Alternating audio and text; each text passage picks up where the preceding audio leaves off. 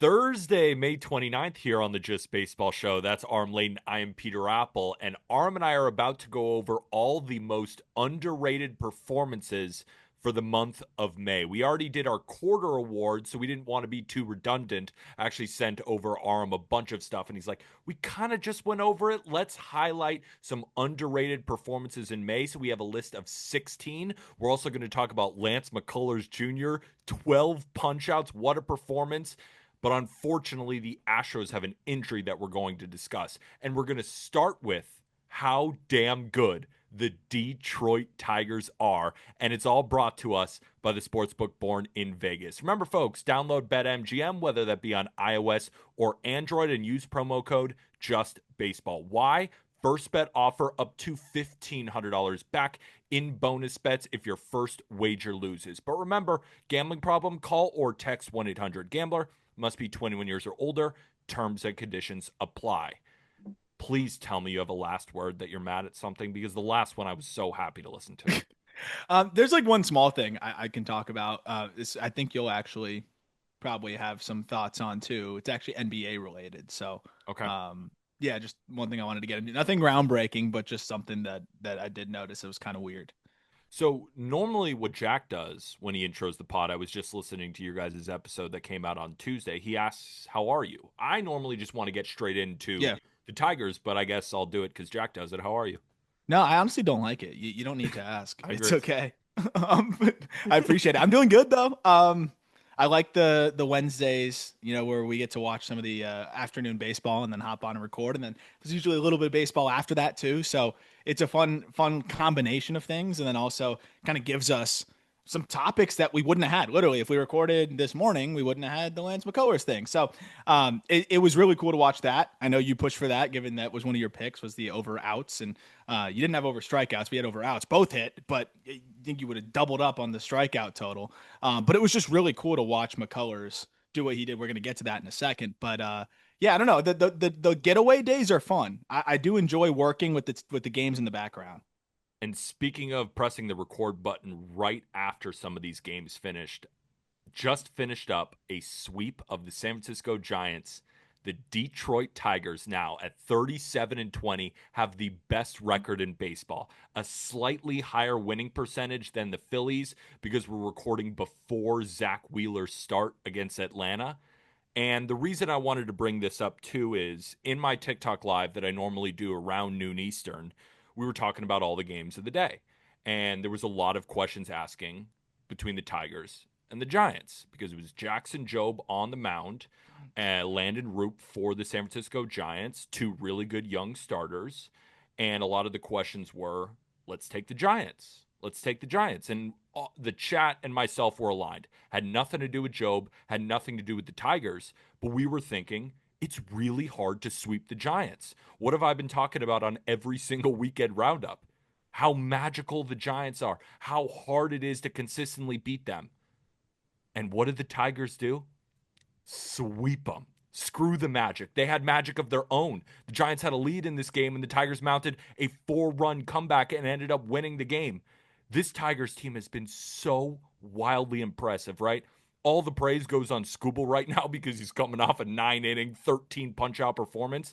But Flaherty has been nails. Mize was nails in his return, and he's just been awesome all year. I know Reese Olson is on the shelf right now, but when he comes back, he's just going to continue his dominance before injury. And Jackson Jobe is stepping up as that great fifth starter. They still have chaos in the bullpen, and the lineup is so much better, and there's magic throughout. This Tigers team is box office, and they just continue to prove day in and day out how they are the best team in the American League, arguably the best team in baseball. They literally are the best team in baseball by record right now.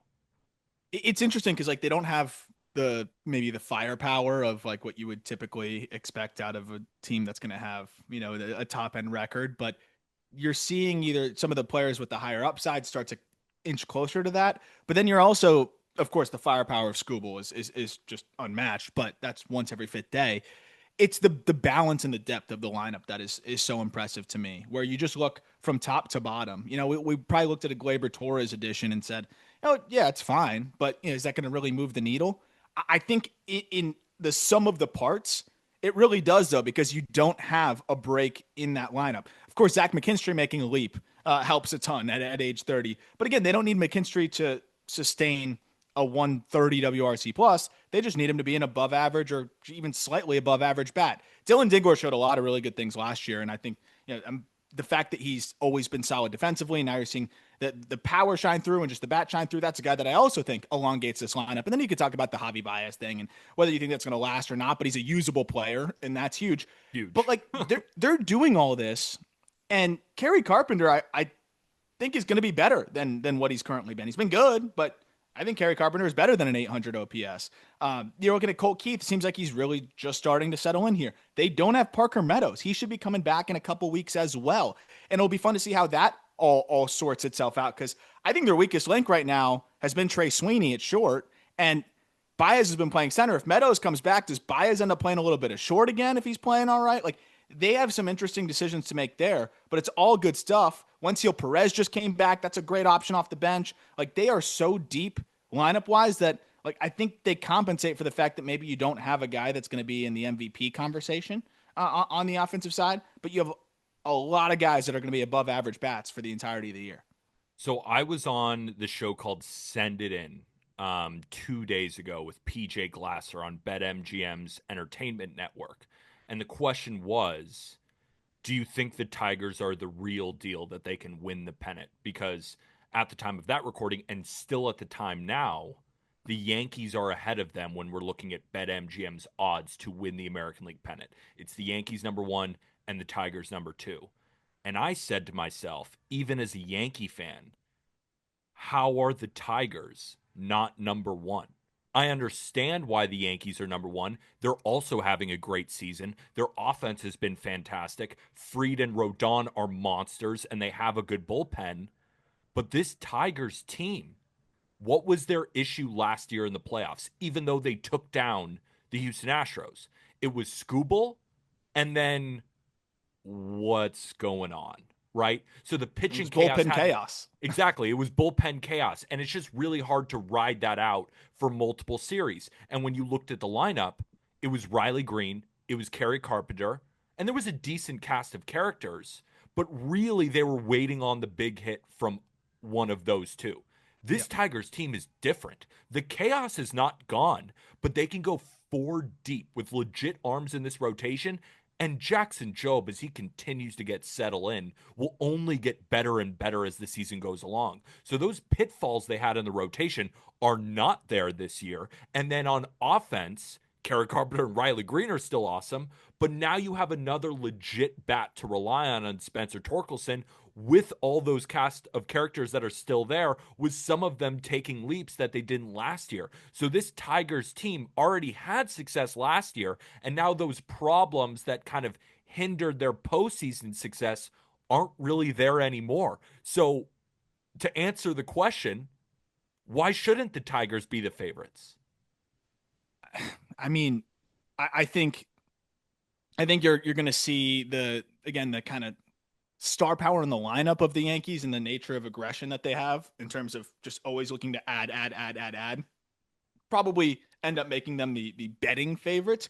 But when you talk about just kind of if you just go toe to toe in terms of just looking at these teams and the depth and what they have overall, it's not far apart. It's just you're comparing two very different teams. So it almost becomes difficult for me, right? Like Aaron Judge is the best hitter by a mile of either team, and really in the sport besides Shohei Ohtani, if you really look at it that way. But also they have, I think, a concentrated, like you look at their key guys, when they're hot, they're putting up some of the best numbers in baseball. But then you also have a drop off where the lineup can get kind of top heavy, and the Yankees can be frustrating on the back end, especially when there's some injuries, no Jazz Chisholm, whatever it may be.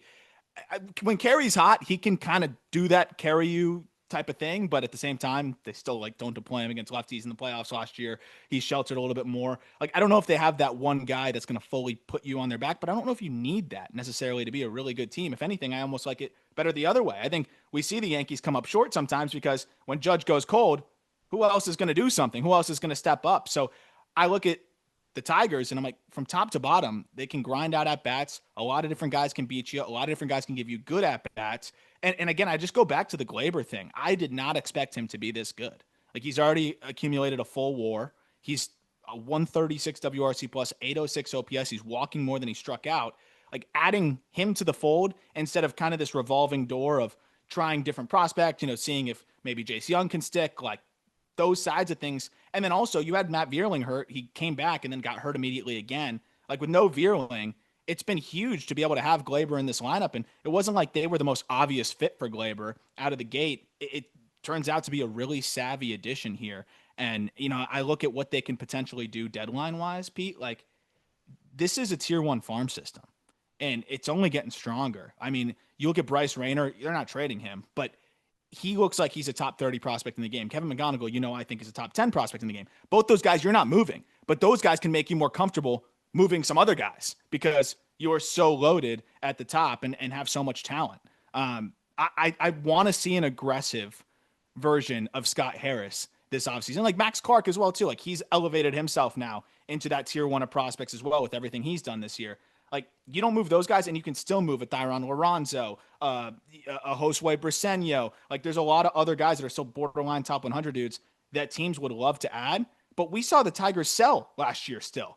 Like, they traded away a Jack Flaherty. And they still made the run that they made. So I want to see like an aggressive Scott Harris this season. And I think we finally are going to see that. How about Detroit sports? What I'm thinking about. The Detroit Lions were a great team in the NFL. The Detroit Pistons have been awesome. Now, I don't know anything about hockey. I know you're kind of a Panthers fan of the Detroit I'm paying Red attention Wings. now. This is when I lock in. Are the Red Wings any good? Are they? Last I checked, they were atrocious. Well, you can't have it all. But no, right can't now, have it all. But yeah, they weren't atrocious this year. They were 39 and 35. But I remember like a couple years ago, it was rough. So I mean, yeah, everyone's turning it around. And that's why I'm bringing it up. A couple of years ago, Detroit sports was nothing. Woo! I mean, Lions have been terrible forever. The Pistons have been terrible forever. The Tigers have not had a ton of success since the Verlander, Scherzer, Rick Porcello days. And now look at them. It's got to be a good time to be a Detroit sports fan. You want to talk about the Astros now? Yeah, last thing I want to mention on this team, though, they have players with at least a 0.8 F4 or above. They have 1, 2, 3, 4, 5, 6, 7 position players that are 0.8 or above. Like that, I don't have it in front of me. I imagine there's not very many teams if that have that many position players with nearly a full win already. And I would say that their rotation and bullpen is their strength. So yeah. The fact that they already have that is incredible. Yep. They're in a really good spot. Speaking of incredible, Lance McCullers Jr. Woo! Lance McCullers Jr., 6 innings, a couple of runs, but 12 strikeouts. The slider was working. He was throwing the sinker for strikes. He was much more efficient. The changeup looked good. And now we saw him flash it. In his first start against Seattle, which was actually his 4th start this season, he racked up 8 strikeouts against a good Mariners offense. Now, they clipped a few runs. His pitch count got up to 91, but this was a good start to see, can you be consistent with keeping that stuff? And not only was he consistent, the stuff looked as good. Since 2018 wasn't the last time that he had 12 strikeouts on him? Last time, it was July of 2018 against the White Sox. Last time he punched out 12, which was his career high. And a number that I think is really important to note that I actually put in my write-up for this Lance McCullers Jr. bet is stuff plus and location plus. So from 2021 to 2022, Lance McCullers Jr. rocked a 105 stuff plus and a 99 location plus. For anybody curious, stuff plus is a pitch grading model on Fangraphs invented by Eno Saris, and it's kind of like WRC plus. 100 is league average, so every percentage point above is, of course, better than league average. Every percentage point below is below league average. 105 and 99. In that start against the Mariners, 105 stuff plus, 97 location plus. So I felt, all right, the stuff is there. It's all on him to just continue this at home. And he did it in droves. Now, he did give up a few runs, right? He gave up 3 runs. If you're watching the start, though, like Brent Rooker's double should have been a flyout. Yeah, that had to happen. I don't know what the XBA was there, but it hit the wall on the Crawford boxes, and like Altuve tried to jump and catch it, and it was just floating in the air for what felt like 20 minutes. That had to be like a sub 100 expected batting average. Jacob Wilson went yard on a That slider. was that was just a great swing. Tip that your was cap. 3 balls above the zone, and he just crushed. I mean, Jacob Wilson is just a beast, but I'm just so happy for a guy. I mean, 3 weeks ago, we were talking about one of the worst stories in baseball. That after his second start since 20 freaking 22, he was getting death threats, not only to him, but to his children. Yeah, why? I still don't get that. So I was talking about it with Jack. I don't think that's Astros fans. I think that's degenerate, moron gamblers who saw Lance McCullers Jr. and thought, I'm going to bet on him. And then he gave up 7 earned. It's okay, right? He was rusty. I mean, these absolute morons. We were talking about it. I thought it was going to be because like he hasn't pitched in years and he got that long-term extension and just some like crazy fans out there. Because like that alone had to wear on him too. Like it got to the point where I was worried we were probably just never really going to see him throw. I figured he'd give it a shot, but I thought we'd just see a shell of himself, Lance McCullers, that, you know, ceremoniously he'll go out there, try it again. Maybe doesn't even touch 90 that often. And, you know, you say he had a good career. Unfortunately, arm issues, you know, left him short. But not only does he come back, he's getting better with each start in a way that like he's even reinvented himself a little bit, but he still has the things that made him great before. It's been really cool to watch. It's been an incredible watch. And that start, especially, it was good for our bet, but great for Lance McCullers Jr. letting him go out there in the 6th because he was in the mid 80s in terms of pitch I was count. surprised they let him go, but I love it. Joe I thought Espada, I thought old school.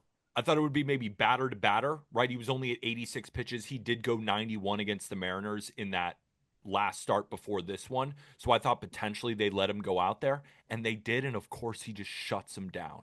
Like that has got to be such a confidence builder for him. It's got to be a confidence builder for the Astros, confidence builder for the fans. Just couldn't have gone any better. And I know we're recording. We press the record button basically right after. The Astros were losing, and I think they're using their momentum right now from that McCullers to start a little bit of a rally now. It's bottom of the 7th. They tied it back up.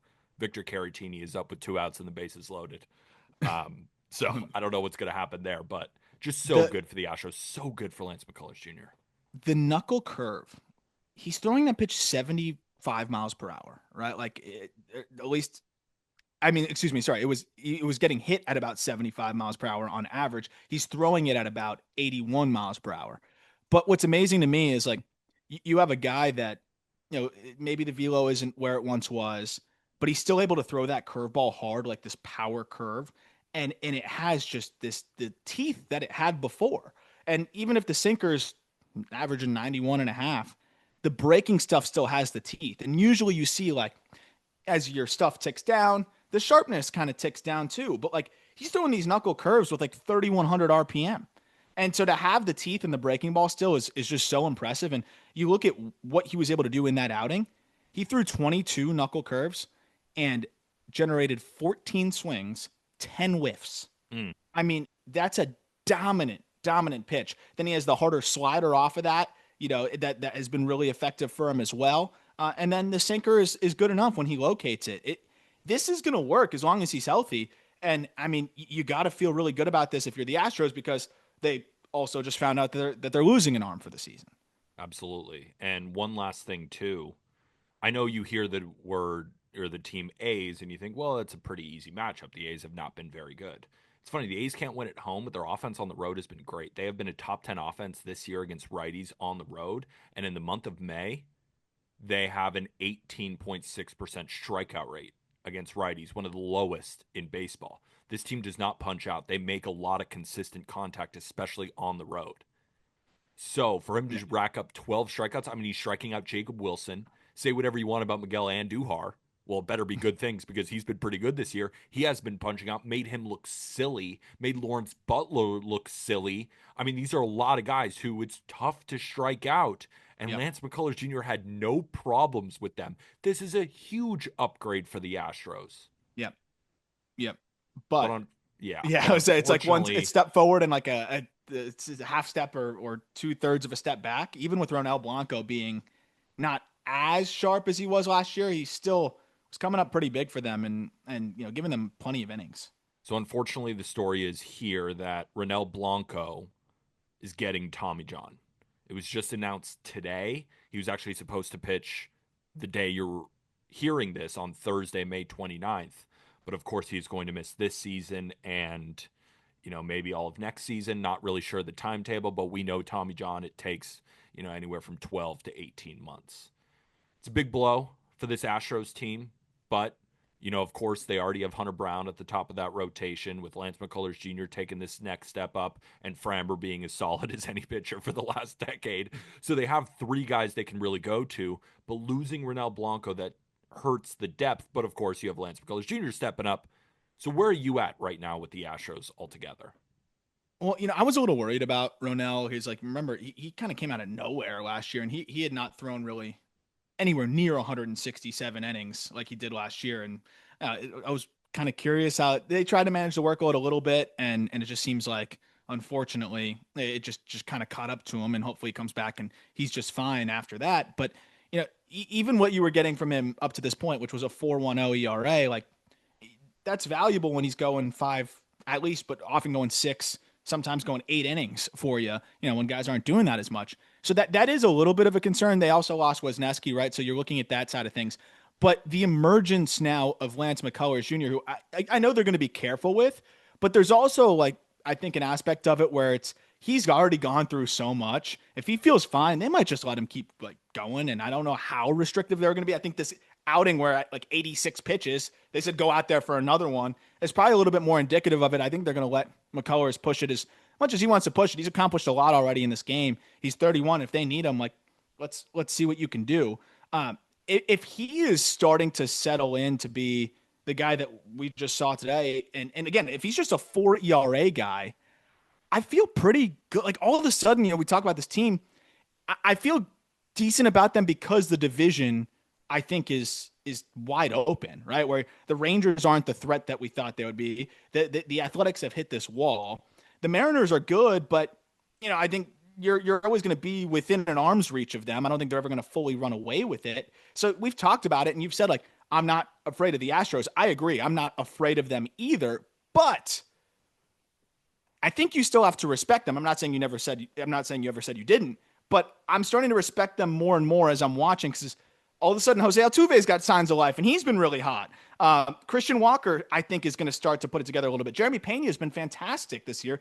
He's on pace to have the best year of his career, and Isaac Paredes is fitting exactly like we thought he would be. But then we talked about Cam Smith the other day. He looks like he's really settling into this above-average bat. And all of a sudden, I think Altuve is the big X factor here. But if Altuve is playing like Altuve, this lineup is not bad. And we're going to talk about Jake Meyers in a moment, as some of the surprise performers in May. He's been fantastic. The question's the pitching, right? Are you not worried about the lineup, really? Well, with the lineup, I'm pretty confident that Victor Caratini can drive in 2 runs with a single with the bases loaded in the bottom of the 7th. And by confident, I mean he just did that, just to update on the scoring there. Astros take the lead. Well, first of all, Victor Caratini's been pretty good, but he's been good. I think I've been pretty consistent on the Astros. Basically, my take is I think they're still an 85-win team. Okay. What I said earlier, even at the beginning of this season, before I even made my Mariners bet on the division, was I was like, I'm just not haunted by them anymore. I don't think that they are just this giant in waiting. I remember last year, when they got off to a really rough start, and I was like, I ain't pressing the panic button. No shot. No, I know. This team is still way too And it got pretty late. It got pretty late. And I just wouldn't give up. I was just like, they are too good. They are too proven. But that lineup had Bregman and Tucker in it, right? So, and I know Kyle Tucker was hurt for a lot of the season. But when he was on the field, he was the best ever. Exactly. And when he was on the field, he was amazing. And I was just thinking to myself, and they will get Christian Javier back in that rotation this season too, which is huge. And how about Yordan, man? Yeah, they're gonna get Yordan back. And again, I don't fear them, but you see 85 wins. Now I'm looking at a team that, okay, well, Cam Smith's a little bit better. Yes. Some of the other things that we were just talking about, some guys that are maybe exceeding expectations a little bit. Lance McCullers is now maybe potentially a contributor. And then you get Yordan back.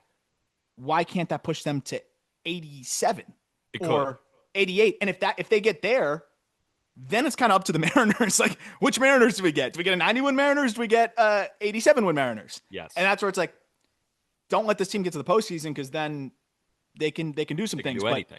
And Hunter Brown is also straight up looking like a frontline starter now. I mean, he's amazing. Like, Hunter Brown is just unbelievable. But here's the thing. Here's the counter argument. And I can already hear Mariners fans screaming in my ears. We're going to get back Logan Gilbert. We're going to get back Bryce Miller. So they're going to get back guys in their rotation as well.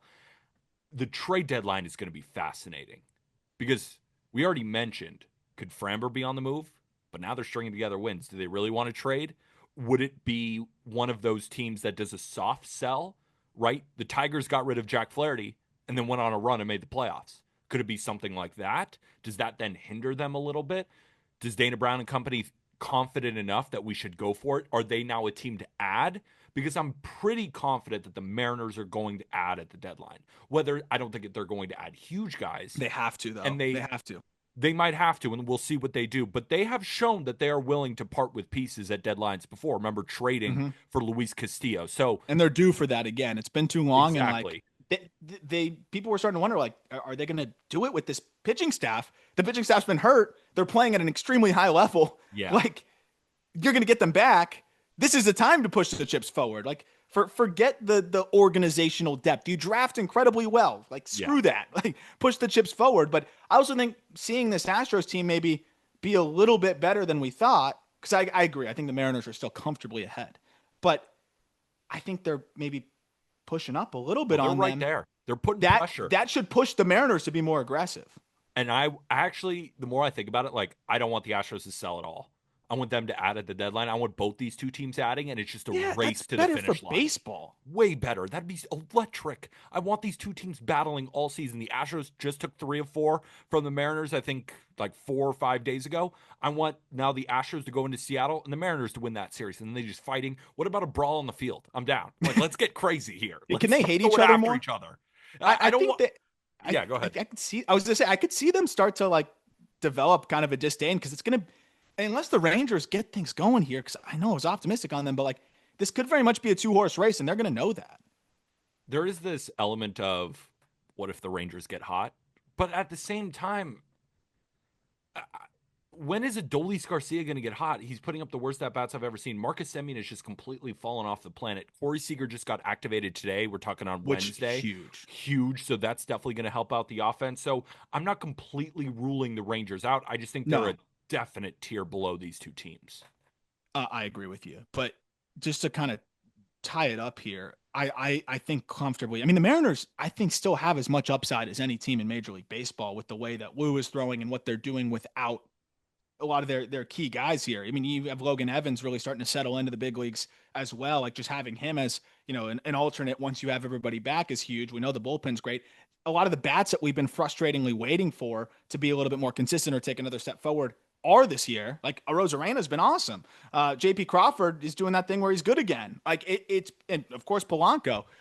If they add to this offense, I really think this could finally be the year that they do it. But I do think that the Astros, because they've been there, done that so many times, and they're all of a sudden getting some vet reinforcements back, and we'll see. Arrighetti should be back, I'd imagine, sometime within the next month or two.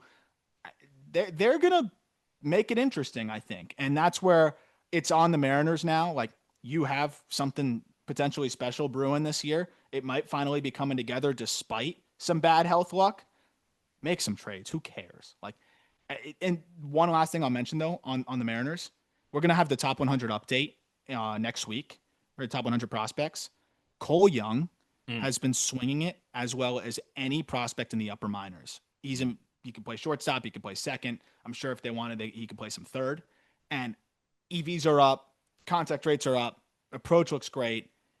That's a guy that could help you from within too. To just, he doesn't need to be a star, but he can elongate this lineup and be another guy that gives you quality ABs. Harry Ford hasn't been a slouch offensively either. So they have two guys that could help them in the upper minors. But even more reason where I'm looking at some of the guys in the lower minors and I'm saying, see ya if I can get the right guy. If you're a Mariners fan, make sure to go check out the Marine Layer podcast on the Just Baseball Network, hosted by Lyle and TJ. They do such a great job, and I'm pretty Oh yeah. sure they have an interview with Cole Young that you can go listen to.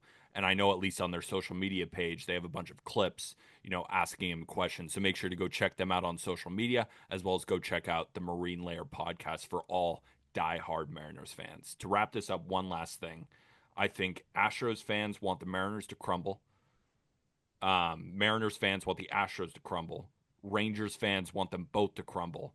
And all 27 other fan bases want a 3-horse race in this Yep. division so we can all Yep. watch and see it unfold. But I'm Yep. sure the fans in the comment section below of those 3 teams are going to be like, no, we don't. We don't want any of what you just said except for our team. So let us know in the comment section below where you are at. Before we get to the most underrated performances in the month of May and our first break, I want to speak to you guys about Rhythm.ai. You may have heard me talk about it for a while, as I use them to make all of my projections for both my MLB and my NFL bets. It's an app that uses AI to make their own player prop and game predictions, as well as help you make your own model. And if you're betting on baseball this season, you need to check out Rhythm's newest feature, Power Trends. It's like your advanced stat dashboard, but instead of just looking at a stat like expected ERA or swing rate, it's showing AI detected model patterns where bets have consistently won and have a high return on investment. Let's say strikeout props are hitting 68% of the time when a pitcher has an 80 plus win probability and the odds are between minus 110 and minus 130. That's a power trend, and you can only find them on Rhythm. The models find it, Rhythm highlights it. You just tap and bet smarter. Use the link in our episode description to sign up and use code JustBaseball25 for 25% off your first month with a 7-day free trial. If you don't like it, just cancel, but I have a feeling that you won't. We wouldn't tell you about a paid subscription unless I use it myself, and I love it, as does my bank account, after we just hit Lance McCullers Jr. over 15 and a half pitching outs. So if you want to lock in the lowest price for all sports, use code JustBaseball50 for 50% off. Again, Rhythm.ai, the app. You can find the link in our episode description. Just code JustBaseball25 for 25% off your first month, or code JustBaseball50 for 50% off a full year. Without further ado, our first break. All right, we are back with underrated performances in May. Arm, we got a list. Stop it right there. Kyle Gibson is a Ray. No way. Kyle Gibson is. That's the last guy I would have thought would they'd take a shot on. What are they gonna do there? What are they gonna fix there? Wait a minute. I did say in our group chat, I don't know if you once he got DFA'd, I said in our group chat, he is either a Dodger or a Rocky. There's going to be no in between. He's either going over to a pitching lab where they see something, or he is destined for nothing. And the Rays picked him up. I was like, I knew somebody was going to see something in there. I didn't see it. Like, I'm not like, oh, I understand why the Rays did it because of this. I have no idea why, but people smarter than me obviously saw something. Yes. Yeah, I'm excited. Let's see what it looks like. They're gonna put him at leverage, and he's gonna be throwing 92 in the 8th inning and just getting outs. Maybe they'll drop him submarine, see what they can get there. The funny part about it though is like, so if he is good for the Rays, the Orioles are going to be paying Kyle Gibson to pitch against them potentially. That's always tough when that happens, but it's not as bad as like the Morton deal. I think it was what, 5.25 million with 1.5 million in performance bonuses, which he obviously didn't hit. So, yeah, I'm interested to see what it looks like. It might also just be a flyer for an innings eating guy. I don't know if they're going to actually unlock something, but I had to mention that in there. Kyle Gibson is a Ray. I think it's going to be kind of funny too, because you look at their rotation right now, it's just dudes tooled for 5-inning, just dominant starts, and then they get pulled out. And then it's a completely different look with Kyle Gibson. He's like, I'll throw 7 innings, 7 earned, 1 strikeout, just try and get some outs. It's just, maybe they're trying to go for that, just a different look. Rays. Yeah, just fire the offense up a little bit. All right, let's talk about the best player in May. And people are already saying he is the best player in baseball and is on Triple Crown watch, on the best team in baseball, predicted by a very smart and handsome host, and that is Kody Clemens of the Minnesota Twins. and I don't know who I was talking about before then, but maybe you can connect the dots. Kody Clemens is a monster. He's an absolute monster. For the Twins in 18 games, he's hitting 333, 418, 771 slug for a 233 WRC plus. To put that in perspective, he is number one in baseball in the month of May with at least 50 plate appearances. Number two, Aaron Judge. Kody Clemens has been awesome. I don't know how long this is going to last. It's Maybe lasted the whole year. Don't even say it. Yeah, it is awesome though, and it's been a big reason why I think the Twins have been able to spark things. But I'm just looking at just what he's done since May 1st, and yeah, he swung and missed a little bit. At the same time, he has a 73% hard hit rate.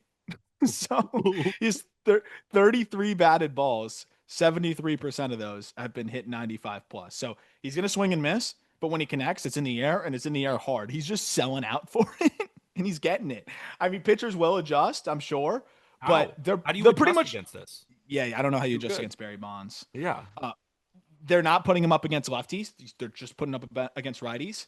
So he's getting good matchups and he's feasting. It's definitely the most underrated because I don't think anyone outside of like Twins fandom is really discussing it. This is a 29-year-old man. Like, and this is why I love the game is like, you never know when it's just going to click for a guy. Oh, so many of these guys are talented and they find something and it works. And maybe it doesn't work forever, but no one can take this month away from him where he actually helped his team get on track. And even if he slows down, he may have earned himself at least a long-term bench power spot where he could just be that platoon option that you put out there and can tie the game at any moment. Like it's been cool to see him find something here. And there's a little versatility. He's played second, he's played first, he's played right for them. Been so good. And the Twins are so good, and I'm so happy for them. All right, let's move over to our next guy, Ryan O'Hearn. Now, if it weren't for the Orioles free fall, this guy would be talked about on every show because he has just been so good for the Orioles when they need bats, right? Everybody expects when the Orioles are playing well, oh, is it Gunnar? No, it's been mostly Ryan O'Hearn. He's striking out at an 18% clip, walking at a 12%, 4 home runs in 23 games, but the batting average is at 381, the OBP 469 with a WRC plus at 203. Haven't been a lot of bright spots for Baltimore, but this has certainly been one and could probably net them some great prospects at the deadline for teams looking for big-time bats. Or who knows, maybe the Orioles string a bunch in a row and end up, who knows? I mean, it is still technically early, like, you know, it's all out there in front of them. It's still a good Orioles roster. But if they continue to falter, Ryan O'Hearn is going to net them a big package, I think. Maybe not huge, but he's a decent package. At least a decent one. Even though he's expiring, he's cheap and raking. He's just been so freaking good. Yeah. You could definitely get them a couple quality prospects that Elias will never trade. But you look at what he's done in May against fastballs. It's outrageous. So he's seen 185 fastballs, and he's had technically 51 plate appearances against fastballs. He's hitting 500, 588, 762 against fastballs. That's 21 for 42 because he has some walks mixed in there. 21 for 42 against fastballs in May. What? Yeah. I wouldn't. Did you make that up? Nope, that's a real stat. He's 21 for 32 or 42 against fastballs in May. Incredible. Let's go over to our number 3 guy. We're staying in division. Arm, what if I told you that in the renaissance of Red Sox rookies, that Carlos Narvaez is going to be the best of all of them? 19 games in May, he's hitting 381, slugging 571 with a 191 WRC plus. And in the month of May, he's one of the WAR leaders at 1.4. I mean, he's racked up 1.4 FWAR in 19 games. He's playing less games too. Yeah, great point. Playing less games than other people. With Christian Campbell continuing to slide, Roman Anthony not up yet, and Marcelo Meyer just starting to get his feet wet, they're all going to Carlos Narvaez and saying, how do you do it? How do we walk in like you? And Carlos Narvaez is probably like, I don't know. It's God-given. Yeah. It's just God-given talent right now with Narvaez. I mean, the Red Sox have been in purgatory. There's not a lot of things to look up to right now with Bregman going on the IL. It's been tough sledding for the Red Sox so far this season. I know the Red Sox fans in our Discord and in our Just Baseball group chat with the staff are not happy about what they've been watching, but they got to be over the moon for Carlos Narvaez, former Yankee legend. Yeah, it's funny. This trade actually might be good, really good for both sides. The arm that went the other way has been really impressive with the Yankees as well. I think Elmer Rodriguez Cruz. But I mean, and Narvaez obviously was just kind of blocked in that situation. A rare mutually beneficial transaction between the Red Sox and the Yankees. They're probably both pissed, but I mean, it's been huge. What's amazing to me is, I think the Red Sox knew that they were acquiring a really good defensive catcher, and the Yankees are a catching factory. Like, just Damn point right. blank. Period. Thank you. It's you got to respect what they've been able to do.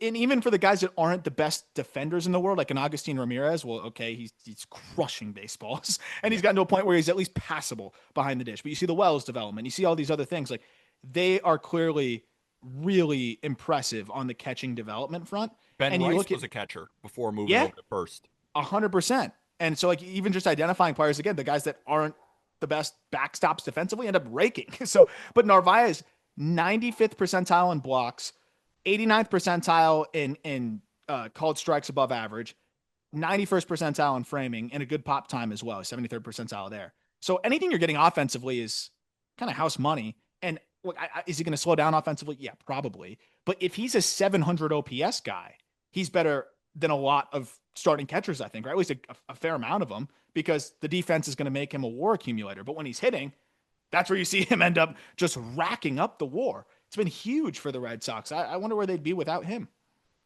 Probably deeper in purgatory. Maybe hanging out with the Orioles. Because Carlos Narvaez is just winning games by himself. Yep. All right, let's move over to our next guy. And it's so funny because, if you're new to this podcast and you might hear me talk about the Yankees, once or twice, you might think I'm biased. When I think the longtime listeners of this podcast know that I could be very pessimistic and I could be anti-Yankees sometimes. And unless we're getting to the World Series, then I'm picking the Yankees and I don't even care. But the reason I bring that up is, like, I bet Jack Parker Meadows was going to have a higher WAR than Cody Bellinger. When the Yankees made the move for Bellinger, big time name. But the reality was, I kept screaming this. Yeah, we got him for Cody Petite. Yeah. He's losing it. We are taking over just a bad contract. I don't think it's going to work. And it didn't work early on. But in May, I got to give him his flowers. The dude has been awesome. Yep. 5 homers in 21 games. He's only striking out 12% of the time, walking nearly 10%. We're talking about WAR 1.3, very close to Carlos Narvaez, hitting 330, slugging nearly 600. He's defending so well again.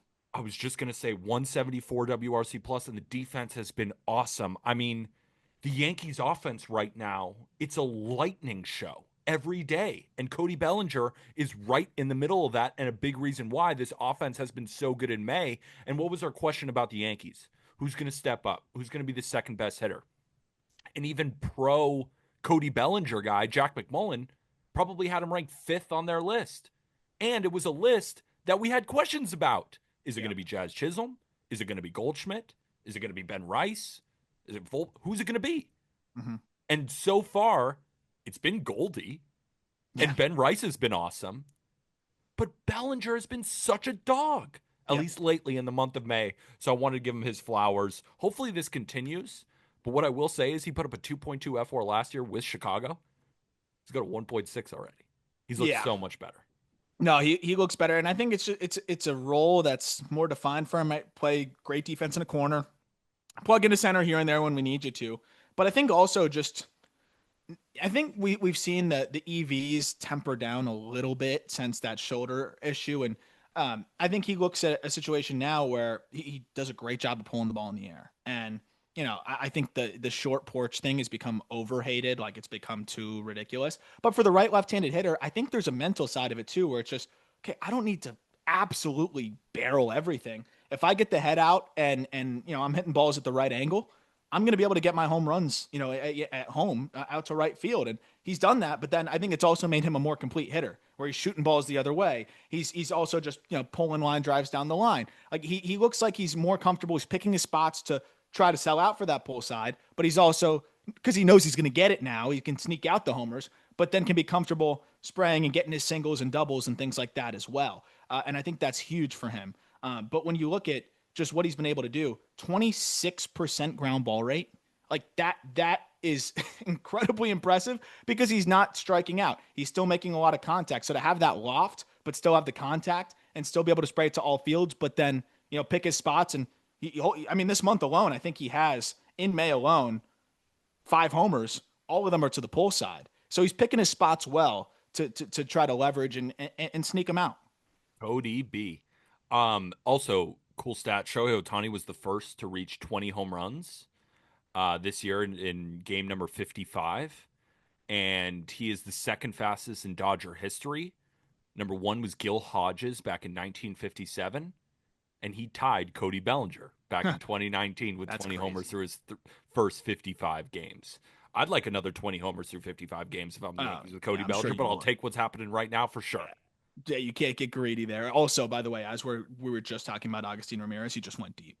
Damn right he did. Yeah. Thank you, Yankees. Yeah. Thank you, Brian Cashman. All right, let's just taking all the credit. All right, let's move over to our next guy, Jake Meyers of the Houston Astros. Through 24 games, he's got 3 home runs. Very similar strikeout to walk numbers as Cody Bellinger. Nearly walking 10% of the time, only striking out 12.8% of the time. He's hitting 345, getting on base at a 400 clip, slugging over 500 for a 170 WRC plus, and another guy playing good defense. The Astros with Cam Smith continuing to step up. Isak Paredes having a great month, right? He would be on this list, but I feel like he's kind of too good to be on this list at this point. Isak Paredes is raking. Astros fans, I don't want you to think that we forgot him. We just think he's too good to be on the underrated Everyone expected list. him to there, too. Exactly. We just thought he was going to be good, and now he's awesome. Yeah. So, the Astros, especially with Christian Walker's getting a bunch of big hits lately, Victor Caratini, it definitely points over to your argument of how the Astros, we may not be as afraid of them as we are in prior years, but they're still damn good. And they have guys like Jake Meyers. Meyers stepping up is huge because you always knew he was going to defend. He's phenomenal defensively, always has been, and that's why he's kept his roster spot even when he's been at points pretty unplayable, even offensively sometimes. But the end zone contact in May, 90%. And then the big thing too is this year in general, he's cut his chase rate by like 7-8%. And I think that's huge for him because the bat to ball skills have always been solid, but he's always been a little bit more expansive. So now you combine above average bat to ball with above average plate discipline, and you're going to get on base at a good clip and not punch out too much. And again, he's got some sneaky pop when you need it. But I think that's been the big part is just seeing the swing decisions get so much better. He's also elevating the ball a little bit more. And a guy like this, again, another example where if he's a 750 OPS guy, the defense is so good that he's going to accumulate WAR and he's going to be really valuable. And in the months where he's a 900 OPS guy, he's going to be one of the more valuable players in the league, and that's what he's been this month. Moving over to our next guy, Carlos Santana for the Cleveland Guardians. Talk about a guy walking more than he's striking out. He's walking at close to a 20% clip, 4 home runs, 425 OBP, 169 WRC plus. Do you remember at the beginning of the season, in the offseason, where we were debating who was going to be a better signing for their team, Carlos Santana or Paul Goldschmidt? They got a similar amount of money. Or I think Carlos Santana got a little bit less. So it was like, for the value, which one would you take? And you take Paul Goldschmidt thus far. He's got an OPS near 900. But Carlos Santana's OPS continues to go up, and he's been raking in May too. They might end up both just be great signings instead of two teams that were going on basically the waiver wire and picking up old dudes. Old dudes are raking on him. This guy's going to have I think he could be 50 years old and he'd somehow have a 350 OBP. I know. It's just incredible. He just gives you consistently good at bats. He's always going to walk and he's going to clip his homers when he needs to. It's cool seeing him really kick it into gear here in May though. And like, I hope he has a huge year again. Cause I think it's not only one of the more underrated months, his career in general, I think, is one of the more underrated careers. Like, it has been just consistently solid production for him year in and year out. And I wondered at 39 if maybe he'd slow down a little bit. And so far, if May's any indication, he's going to turn in another patented Carlos Santana season.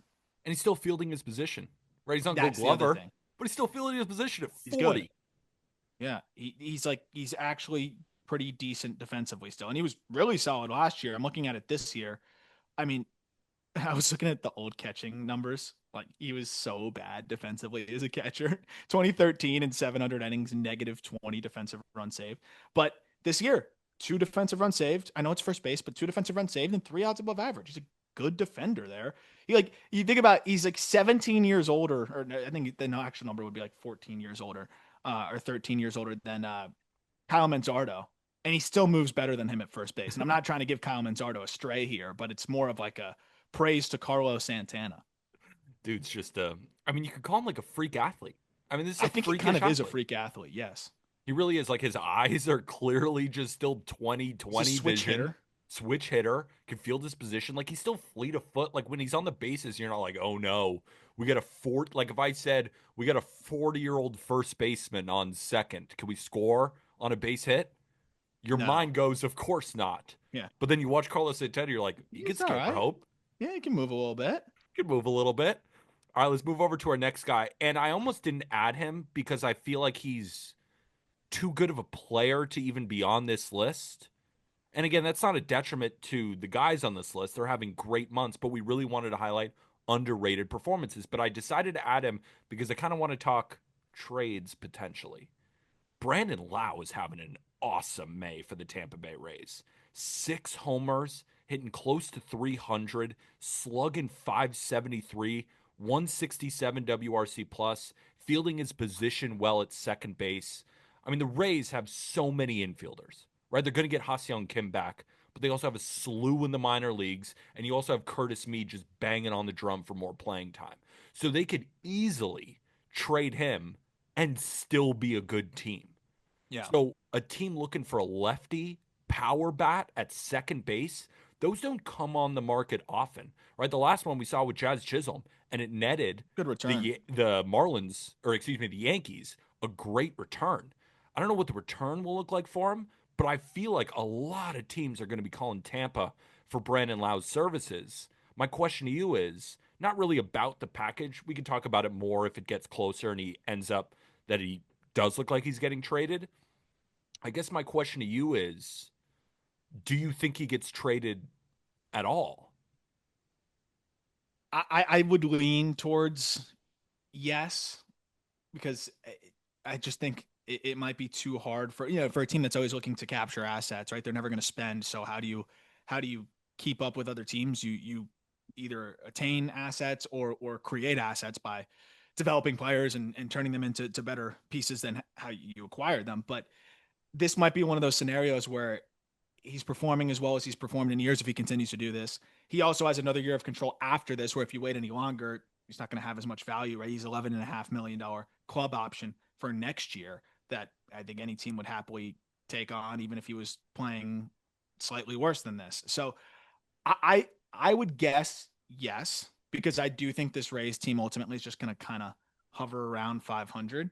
And if they are, I think it's going to be that half sell, like where we were just talking about with what the Tigers did last year. Like, I don't think they move everybody, but that could be the one guy that they ultimately move. I'm looking at like Yandy Diaz too, and I haven't checked in on like the numbers with him in the last week or two, but like I'm looking now, 94 WRC plus. Hmm. It's 90 now after the game today as we're recording.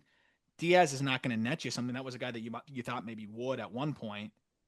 Well, that might be the best chance for you to acquire, an influx of prospect capital. And I would lean towards yes. All right, before we move on, so we have 9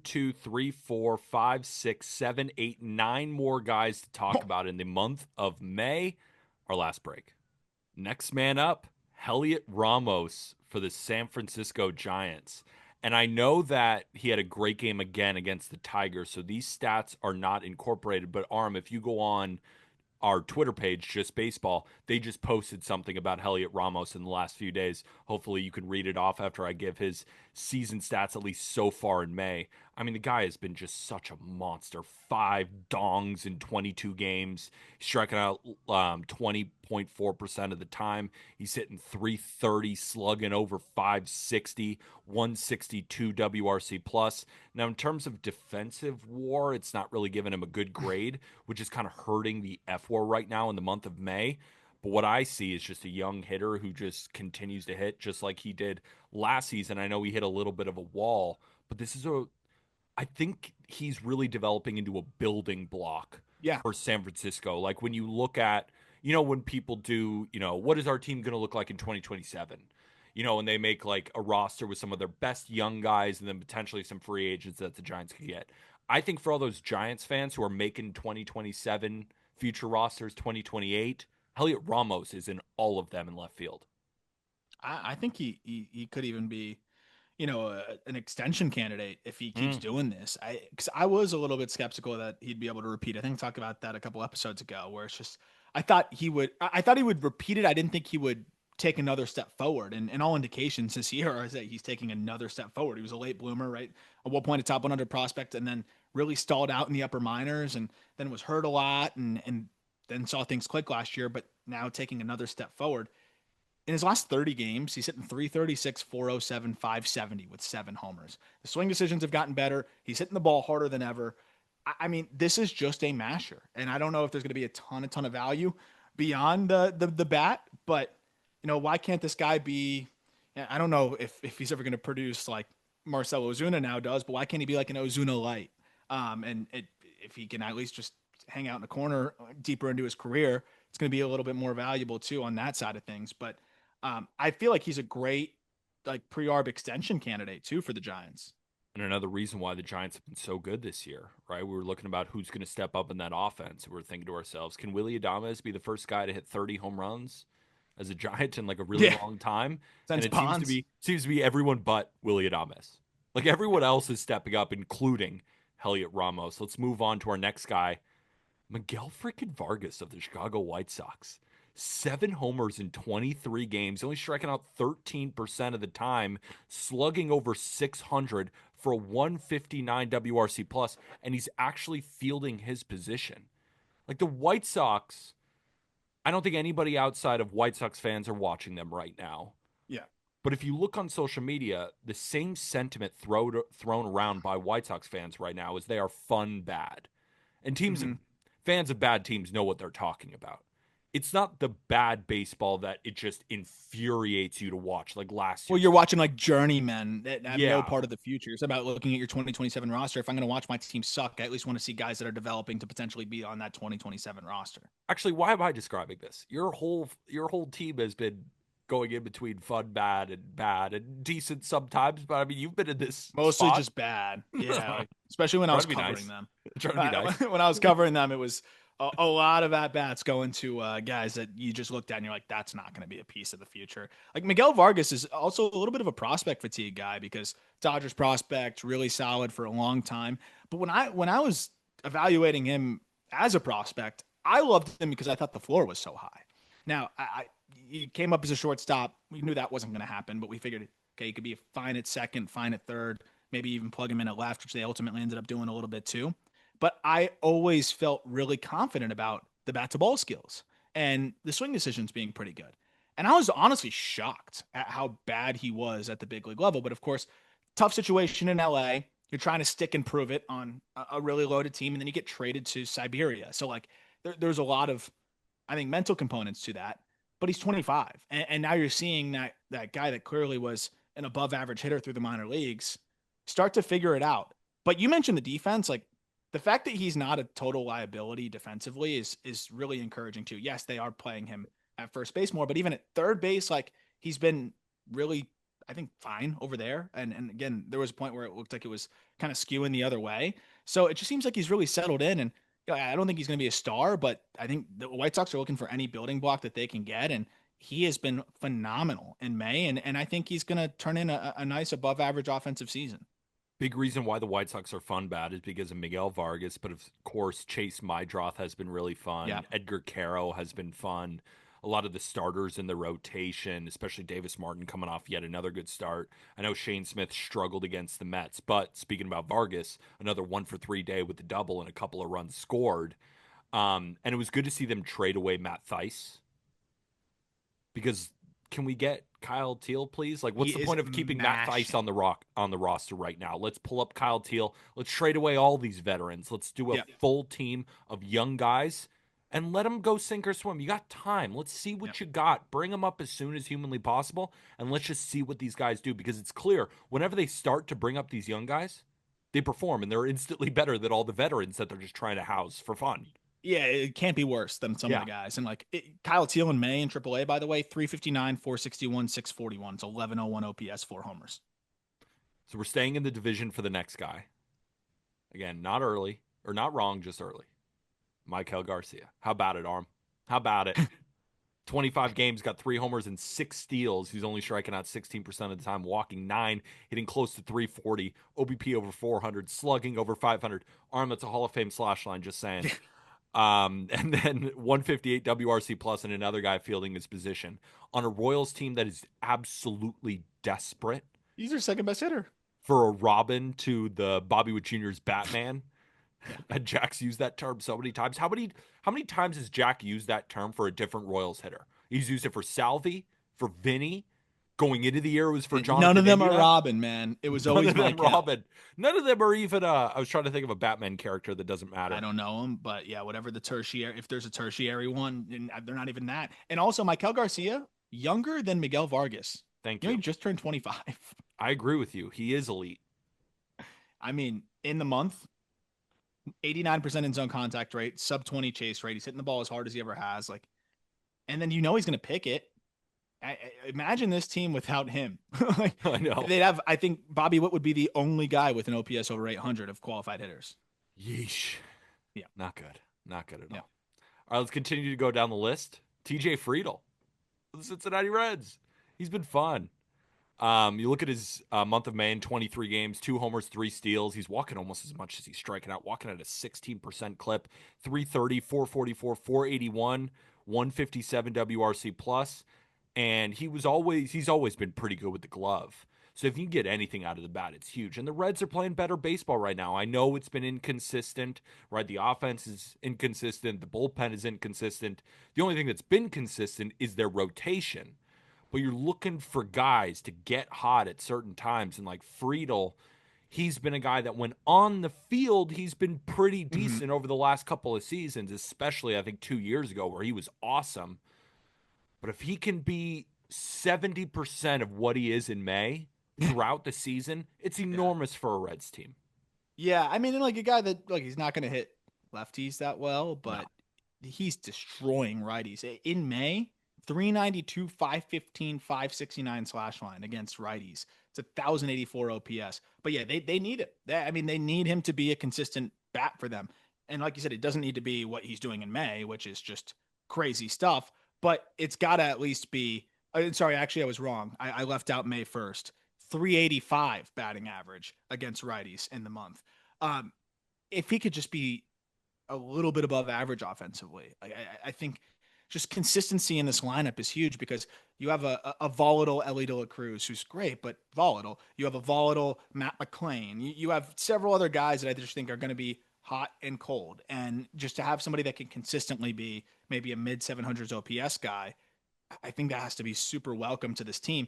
But as we're recording this on a Wednesday, this is also a crazy thing in terms of just how consistently he's been grabbing knocks. 7 of his last 8 games have been multi-hit performances. And in that span, he's only struck out 3 times. Damn. 16 hits in his last 8 games with 3 Ks. That's ridiculous. We will take that. Let's move on to our next hitter, Gabriel Moreno for the Arizona Diamondbacks. I think one of Arm's favorite prospects ever. Is that fair? Yeah, you have just loved this guy. And, he was hitting 3rd on this World Series team that went to the World Series. Yeah. He was awesome, right? Last year, hurt, not very good, but he's still so young. And in the month of May, he's showing why Arm loved him so much as a prospect. He's hitting 324, 351, 592 for a 159 WRC plus, 1.3 WAR because he's also awesome defensively. Yeah, he's so good. Like, we can't forget this guy, right? When we're talking about Vargas's age and Maikel Garcia being young, Gabriel Moreno's 25. Yep. 25 years old, Arm. Big reason why I've just always been such a fan of him as a prospect. He signed for $60,000. He wasn't on like any team top 20, prospect list. I think he may have been in the back of top 30s at points, but like really not looked at as anything other than maybe a future backup. And just the more I saw him, like, holy crap, this guy can be really, really good if he can convert that bat speed into some more game pop. But we kind of saw it a little bit. Like in the postseason run, he started elevating. We're like, oh shit, he hit the ball 110, right? Like, and he started to see the power. But I think he kind of had this conflicting identity because you also don't want to swing and miss more when you've made your living on bat to ball beyond being a phenomenal defender. But I think now he's found this middle ground where, okay, I'm going to hit the ball hard, but I'm still going to be focused on line drives. If I accidentally hit a homer, I'll hit a homer, but it's more doubles to both gaps. He's going the other way really well. He's hitting hard line drives to the pull side. And in May, he has 4 homers, but he is hitting the living crap out of the ball. And you're still seeing a 592 slug because he's got 5 doubles. He's got a triple as well. He has a hard hit rate in May of 52%. So, like, the bat speed's there. He can hit the ball hard. But I think now just being more geared towards hard line drives, he's almost accidentally hitting those homers. He's still allowing himself to be that phenomenal bat to ball guy. It was an easy plus hit tool that I put on him as a prospect. And then you're seeing now another guy that the defense is so good that if he's a 110 WRC plus for a whole season, it's going to be a 3-WAR player. But you see when he gets hot, I mean, the WAR just racks up quick. Let's move on to our next guy. And this was a late addition by Aram. He said we got to talk about Daniel Schneeman. And why wouldn't we? In 22 games in May, he's got a 150 WRC plus. He's slugging over 500, walking nearly as much as he's striking out with a .8 FWAR. Also some big-time clutch hits for the Guardians, too. So I'm glad that you brought him up. What have you liked about Daniel Schneeman? He's just guard ball personified, right? Love like it's not just what he's doing, it's how he's doing it, where we've seen him in May make starts in center field, second base, left field, shortstop, right field. Like that's the other side of it. So his numbers may not be as good as the other guys that we've talked about, but when you're playing every position, you're coming up super clutch. And like he's 5 homers in the month as well. Like, I don't know. It's just been really cool to see him turn into this incredible super utility option for them, at least over the span of the month. And by the way, David Fry is going to be back soon, so that's going to help as well. But he's been this like different version of him, where like you're getting solid offense at a bunch of different spots. But I think also the defensive side of things is really underrated with him. He's like sneaky toolsy. Like there's a lot of different things that he does pretty well. So I just enjoy watching him play, and like you just never know what position they're going to stick him in that day, and he's probably going to help you win a ball game. And that's what's always fun. I mean, you look at outs above average, which he's again playing every single position. He has 3 outs above average already this year, and that's having to play everywhere. So it's been cool to just see him really just help this team win and provide value. So that'll do it for the hitters. We got 3 pitchers. So everybody listening on YouTube, did we not mention someone that you think deserves more love? Let us know in the comments section below. And while you're there, hit the subscribe button, hit the like button. And if you are enjoying this episode, the best way to support the Just Baseball Show is to leave a written review, Spotify and Apple Podcast, 5 stars. Without further ado, let's talk about 3 different pitchers. So we made this list mostly about hitters just because it's more of a smaller sample for pitchers just in 1 month. I know we still give the awards, but like a guy with a 2 ERA and 5 starts, you're like, that's awesome. But is that as good as some of the hitters who have just been doing it consistently over 20 games? So I wanted to highlight 3 underrated guys who have an ERA below 1 in the month of May. And we're going to start with Kris Bubic. Now, Kris Bubic I almost can't add to this list because he's been so damn good all season. Yeah, it's almost like not underrated anymore. He's not underrated, but his May has been so unbelievable that I just couldn't leave him off. 32 innings, striking out over a batter per inning, 0.56 ERA. Underlying metrics back it up as well for a 1.1 FWAR. The Royals. I mean, we make fun of their offense, but at the same time, they're the new Mariners. We have to praise their pitching. Not have to. We should. Because you have Reagans, you have Lugo, you have Waka. And who has stepped in to just be a lightning rod? Kris Bubic. And I'm so happy to see it. I've been calling for this breakout for years. And when he's on the field, he looks great. But he hasn't really been able to stay on the field. So the fact that once he's finally healthy, he's been this consistent. Or I've been trying to lead the charge for the Kris Bubic breakout. Not even I thought he was this good. I mean, he's been the best overall pitcher in May. He's been incredible. The command, man. I mean, you're looking Yeah. at 70% strike rate on the fastball, 65 on the changeup, 65 on the curve, and 62 on the slider. And What's then, the average just for people? yeah, I mean, generally 64% on fastballs. And then on, a changeup, 60%, maybe 58, 59, depending on the guy. And, just kind of what kind of changeup it is. And then breaking balls are going to be in the 60, I would say 60% range. So, like, to be north, basically, when I'm looking at a pitcher in the minor leagues, when I'm evaluating, kind of anywhere, I want to see that strike rate at least north of, if you see an Arsenal where every pitch is north of 60%, you want to see the fastball closer to 65, but you see all the secondaries north of 60%, you say, okay, that guy's got a pretty good feel for it. But Bubic doing that and then also getting a ton of whiff in the zone is really impressive because hitters know that it's going to be around the zone. And sometimes that can be difficult because they're going to be a little bit more aggressive in the zone and hunt. But he is picking up a 25% in zone whiff rate, which across his whole arsenal average, across an entire arsenal, probably going to be around 16%. So he's 8-9% above average there, and he's filling up the zone. So just from that perspective alone, the floor is so high, but the whiff is really elevating that ceiling. And I think that changeup is performed as one of the best pitches in baseball. And if you look at how well it's performed in May, hitters are 2 for 29 against it in May. I mean, that changeup is fantastic. Moving on to our next pitcher, number 2 on the ERA leaderboards. Actually, technically, Nathan Eovaldi is number 2. He's been awesome, obviously, but we all know he's awesome. Zach Wheeler, one of the best pitchers in baseball, so we don't have to bring him up. But right behind them, Andrew Abbott of the Cincinnati Reds with a 0.7 ERA, 0.70 in 25 innings of work, striking out nearly a batter per inning.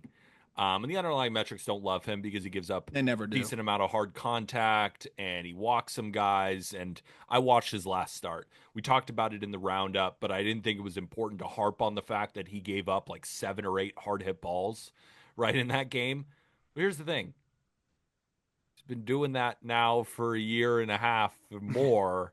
Some guys just understand how to get outs. Clearly, the pitchability is off the roof. What's the term? Off the Well, you say off the rails, but I think that wouldn't make sense no, in that this wouldn't instance. make Off the sense. charts. Off the charts. I like that. That's the term I was looking for. That's Not a wordsmith, that a ball knower. I'll throw Andrew Abbott over to you.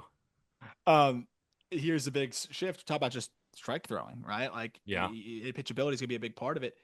First 5 starts of the year, he had a 57.5% strike rate, and changeup was 53%, and the sweeper was 44%. Going to be hard to succeed that way. Since then, which is all of the May starts, overall strike rate is 66%, and a fastball strike rate is 70%. So he's establishing the heater, and then he's mixing and matching with that changeup, the sweeper, the curve.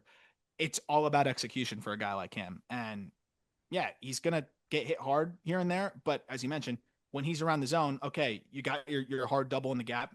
I'm gonna get the next guy to ground out, or I'm gonna get the next guy to pop up, or I'm gonna strike out the next guy. Like he blends enough weak contact with enough whiff to I think be a solid back into the rotation guy. But what we're seeing is when he's dialed in and maybe a little bit lucky, you can have a phenomenal stretch, and that's exactly what he's had. You could talk about luck, but in the month of May, opponents have a 596 OPS, and maybe that would be 650 if some of the balls had eyes, but still below average for hitters against him, and I think you got to give him credit there. 3.87 ERA in 2023, 3.72 last year, 1.77 to start the year. And yeah, his expected ERA is 3.59. Maybe he settles in that. It's a That's damn still good good. pitcher. And I really like how you talked about blending in weak contact with the occasional barrel, right? Because in barrel rate, he's in the bottom third of the league, right? He can get barreled from time to time, but he's also in the 92nd percentile of hard hit rate at just 31%. Dang. So, Yeah. yes, right, does the inning start off with a laser beam double? But then there's a pop out, a strikeout, and a ground out, and he's out of the inning anyway. So He doesn't yes, give a he's shit about stranding a runners on bunch of base. runners. So Yeah. he will give up that barrel, but as long as that stays in the yard, he is able to continually work his way out of it. And it's almost like Isaac Paredes, right? At what point do we acknowledge this guy is just a little bit different? Yep. Right? He is able to get the most out of his batted ball quality with his ability to pull fly balls in the air. With Yep. Andrew Abbott, he's just able to keep you off the barrel that much consistently. And then you look up and you're in the 5th or 6th inning and he's given up 1 run. And you keep saying, well, next time he's going to regress. No, next time he probably won't. Yeah. And I think the comfort pitching with runners on base has always been impressive. And this year, and he just seems to lock in. I think he pitches with some freedom when nobody's on, and then with runners on. And I've seen people always say, "Well, that left on base percentage is unsustainable." Blah blah blah. Maybe I would have subscribed to that a little bit before, but it's just too large of a sample now. And even in this year, with runners on base, opponents are hitting 123, 220, 164 against him. Mm. That's a 384 OPS when runners are on base. It should usually be harder for a pitcher. I think that says a lot. Big nuts. That's what it says. Yep. Last but certainly not least, Bailey Falter of the Pittsburgh Pirates. I don't know how he's doing it. 29 innings, right? Most of the time I know how these guys are doing it. Let me take a stab. 29 innings. He's striking out less than 6 batters per 9. He's walking north of 3.5 per 9, but he's got a 0.92 ERA. And if you're thinking to yourself, well, a lot of that contact has to be on the ground, right? Nope, 37% ground ball rate. Gets a lot of extension off the mound arm. Maybe he's tough to pick up. Yeah, I got no idea, but opponents are hitting 153 against him in the month with a 453 OPS. What's fascinating, though, is they have a 90% in zone contact rate against him. He's walking 11% of batters and struck out 16% of batters. I don't know how he's doing it. Baseball is crazy. I love power the sport, friendship. Man. Yeah. Emerging ace. He's 28 years old. Just turned 28. I mean, he went his outing against the Mets. 3 2/3, 3 hits, no runs, 5 walks, 3 Ks. Just getting out. Battling. Just battling out there, putting up zeros, or 3 of them. 3 2/3 of them. Can I ask from our audience, Pirates fans, let us know, what have you been like? I mean, any diehard Pirates fans watching him every 5th day? Let us know in the YouTube comments. Please tell us how he's doing it. Opponents against his 4-seamer in the month, 145 batting average. No idea how. I love it. That's why 92? This sport is wonderful. 92 just getting on you. Yep. Up in the zone. I guess. So that was our list. We got about 16 names. I'm sure there are plenty others that we didn't include. Let us know in the YouTube comments below. You got something on the NBA to end? Yeah, so maybe I'm missing something here because I am a casual NBA fan, but Tyrese Haliburton, really, really fun, really enjoying what he's doing, and it's been cool to see him ascend into what I think is like a star, obviously, in that league. His dad, like, making it about him, I thought was kind of weird.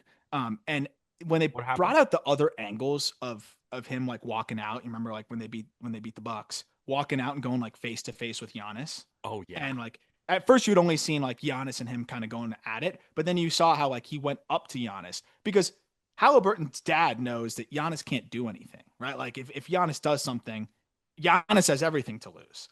So he doesn't do anything. He's just pissed and like, what the hell? Why are you in my face? Like your son just beat us. And then now I've been watching the series because I'll be honest, like I know you're a Knicks fan. Like I've been loving seeing like all of the celebrities and like all of the Knicks fans just lose to the Pacers. It's been really funny to watch. It's been awesome. Thanks for yeah. But like all of the free Halliburton or the whatever his dad's name is and like acting like he didn't make a total ass of himself is bizarre to me. And like they're like hyping this guy up. Like he went into a player's face after he lost and like was talking shit. And I loved what Tyrese said. He's like, I talked to my dad. He can't be doing that. That's what ended up sending me down the rabbit hole of like, oh wait, what did he do? Because I actually thought at first maybe he just said something to Giannis and pissed him off. No, he went in his face. And then everybody's like, free Halliburton, giving him all this attention. And when he's at the sports bar, the cameras are on him. When he's at the games, cameras are on him. Why do we reward, as a society, why do we reward asshole behavior? Like, that's the thing that just drives me nuts. Like, again, he might be a great guy. It seems like Tyrese is an awesome dude. So he clearly played a part in raising a great dude. But he had a moment of idiocy, and we reward it. And it's just like, then we wonder why regular fans, feel the need to yell at players and think they can get away with shit and think there's no repercussions. Well, you have other players' dads walking on the floor and getting in players' faces. And then we hype them up and gas them up for it. I just think that shit is just so lame. And I'm tired of seeing every time I put on a game, like people talking about Halliburton's dad. It's not about him. He's done his best to make it about him. And it should honestly be embarrassing. And that was the only thing I want to talk about. Maybe there's something I'm missing, but like enough about that. Tyrese is balling. Not free his dad. His dad deserved to be banned. He should be continuously banned for the rest of the postseason. Should be back next year, but like he should add a little bit more of a punishment for that. And now he's got all this hype and people are making him like a rally cry. Screw that. Normally for your last word, I burst out laughing, but this one I'm just nodding because you're speaking facts. I mean, Yeah, I knew this one wasn't gonna be like funny. It was just like something that like was bothering me though, because I've been tuned in. I'm like tired of hearing about this dude. I All he agree. did was do something stupid, and we're talking about him. And I totally, it's making me think too of all these fan outbursts where all the attention then is that on that fan, and you got people, all they could talk about is them. It's giving them more publicity. Like it just The gives Yankees fans guys that did a media fucking tour, and then they do I can't believe I'm getting all of this negative attention now. What do you think was gonna happen? like, what do you mean? The only reason you're on these is because you were being an asshole. Mm-hmm. It's the only reason. And Yep. then we reward that as a society. So I couldn't agree with you more. I hope it stops soon, but it Yep. won't, unfortunately. They'll probably Nope. just continue to blast those things out because you know why? It gets people angry and people start clicking. Angry as clicks. Exactly. And it's just what's wrong with our society as a whole. But that is for another time. I'm sure in the Discord, we will be talking about Arb's last word as we do post episode, dropping all of our notes, hanging out with everybody. And if you want to join the best baseball group chat in the world, we are going to have a June promo. I'm not going to release it right yet. You're going to see it posted on our weekend roundup and, of course, on all of our social media pages. So if you want to join us, or should I just drop it now or wait for, what do you think, Arm? Do I drop the price now? Yeah, let's drop it now. Let her rip. It's going to be $35 for 5 months. So normally we're $10 a month. So you're saving about $15. And I think what you'd be locking in is the best part of the baseball season.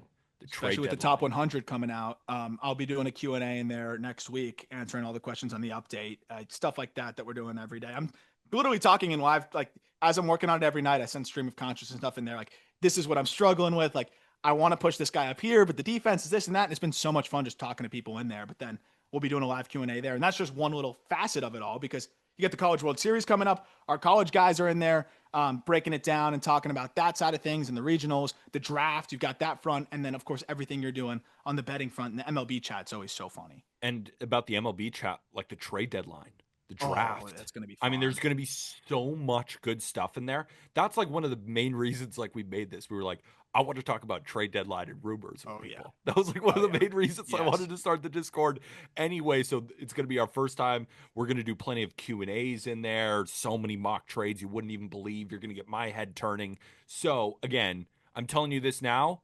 If I were you, I wouldn't join over the next few days. Wait until June 1st. We put out the link, so you'll get a discounted package, $35 for 5 months. It gets it down to just $7 per month. I think the value is there, and we are going to provide it for you. For Aram, I'm Peter. Big time episode happening tomorrow. Stay tuned. And with that, thank you, everybody.